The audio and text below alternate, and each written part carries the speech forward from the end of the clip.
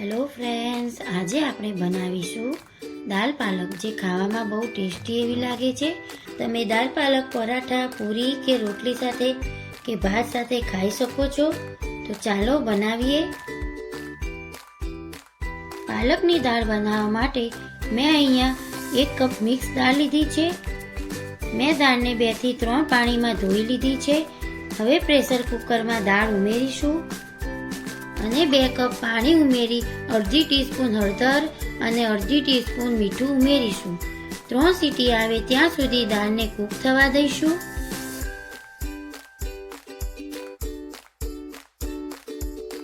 ત્રણ સીટી આવે ત્યાં સુધી આપણે દાળનો વઘાર કરી લઈશું। તો એક પેનમાં 2 ટેબલસ્પૂન તેલ લઈશું। તેલ ગરમ થાય એટલે 1 ટીસ્પૂન જીરું ઉમેરીશું। 2 મીડિયમ સાઈઝની ઝીણી કાપેલી ડુંગળી ઉમેરીશું। 2 થી 3 મિનિટ સાંતળી લઈશું।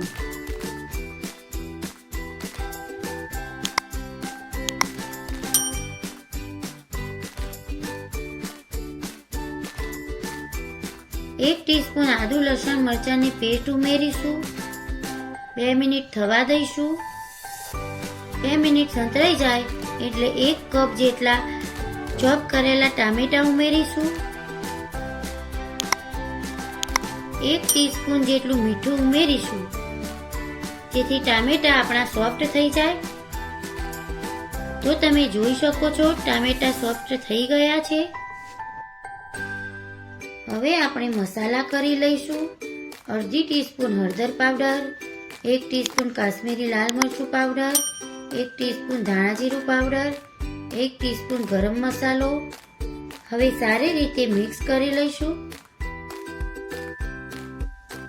સારી રીતે મિક્સ થઈ જાય એટલે ઝીણી કાપેલી પાલક ઉમેરીશું। તો મેં 1 કપ જેટલી પાલક લીધી છે। મિક્સ કરી લઈશું।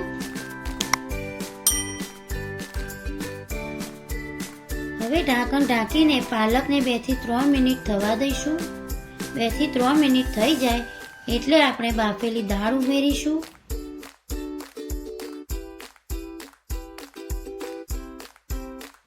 તો મેં થોડું પાણી કુકરમાં નાખીને એ પાણી આપણે દાળમાં ઉમેરી દઈશું અને 5 મિનિટ દાળને ઉકળવા દઈશું।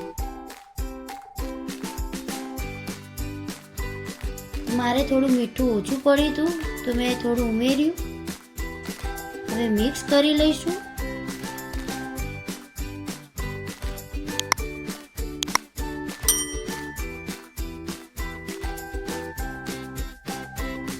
લાસ્ટમાં ગાર્નિશિંગ માટે લીલા ધાણા ઉમેરીશું।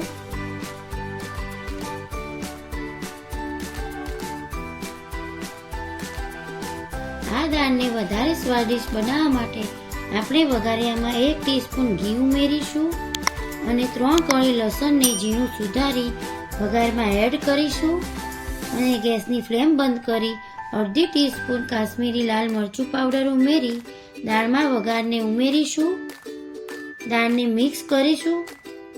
2 મિનિટ થવા દઈશું। તો આપણી દાળ પાલક તૈયાર છે। તો આપણે દાળ પાલકને સર્વિંગ બાઉલમાં કાઢી લઈશું। તો તમે પરાઠા, રાઈસ, પૂરી કે રોટલી સાથે સર્વ કરો। જો તમને મારી રેસીપી ગમતી હોય તો લાઈક, શેર અને સબસ્ક્રાઈબ કરો। Thanks for watching video. Bye, take care.